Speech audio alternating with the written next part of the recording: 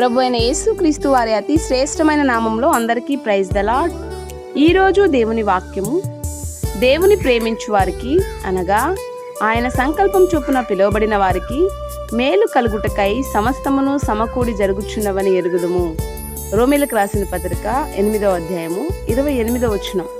అవునండి, ఎవరైతే ప్రభువును ప్రేమిస్తున్నారో వారు ఆయన ఆజ్ఞలు గైకుంటారు. ఎవరైతే ప్రభువును ప్రేమిస్తున్నారో వారి జీవితంలో ఏది జరిగినా కూడా అది ఖచ్చితంగా మేలు కొరకే సమకూడి జరుగుతుందని పరిశుద్ధ గ్రంథంలో ప్రభు రాయించి ఉంచాడు. నువ్వు నేను నిజంగా ప్రభువుని ప్రేమిస్తుంటే ప్రస్తుతానికి మన కంటికి ప్రతికూలంగా కనిపించే ప్రతిదీ కూడా దేవుడు మేలుకే ఉద్దేశించాడని నమ్మాలి. నా దేవుడు నా జీవితంలో ఏది జరిగినా అది నా మేలుకే సమకూడి జరిగిస్తాడని నువ్వు నమ్మినప్పుడు నీ జీవితంలో ఆశీర్వాదాన్ని నువ్వు చూడగలవు.